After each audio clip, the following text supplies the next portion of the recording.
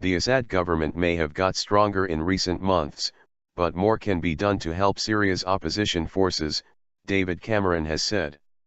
The UK Prime Minister told the BBC there was a stalemate on the ground, but work must continue internationally to try to find a solution. UK military chiefs have warned of the risks of arming rebel groups.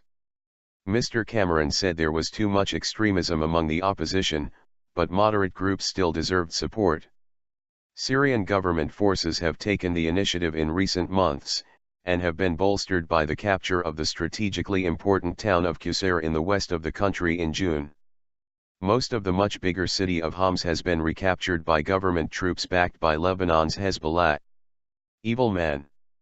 Washington and London have been looking at ways to increase logistical support for opposition groups, and the UK announced last week it was sending £650,000 worth of protective clothing to guard them against chemical and biological attacks. But reports have suggested support for supplying weapons to rebel groups is receding, due to strong political opposition and widespread concerns about arms falling into the wrong hands. Mr. Cameron told the Andrew Mayer show that President Bashar al-Assad was an evil man who was doing terrible things to his people. But he also said the UK should have nothing to do with elements of the opposition also reported to have committed atrocities.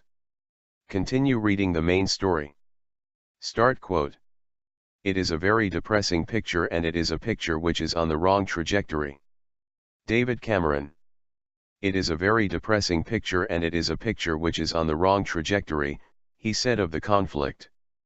There is too much extremism among the rebels. There is also still appalling behavior from this dreadful regime using chemical weapons. There is an enormous overspill of problems into neighboring countries. He added, I think Assad may be stronger than he was a few months ago, but I'd still describe the situation as a stalemate. Head in sand. Despite the UK's concerns about the actions and views of some opposition groups, Mr. Cameron said the UK had a duty to support those pushing for a democratic, free and pluralistic country. You do have problems with part of the opposition which is extreme, that we should have nothing to do with.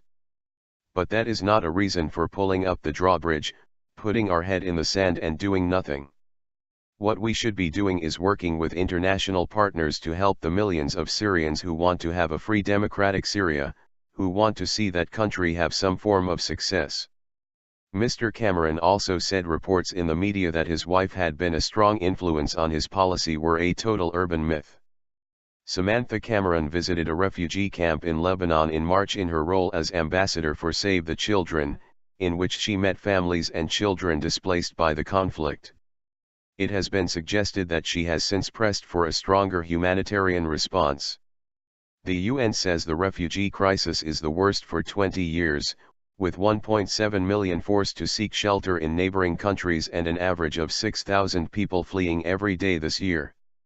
Mr. Cameron said his wife had been very moved by what she had seen and heard from people who had lost loved ones and whose communities had been destroyed. But he added, she does not influence my policy on this. I have been very passionate about this for a long time.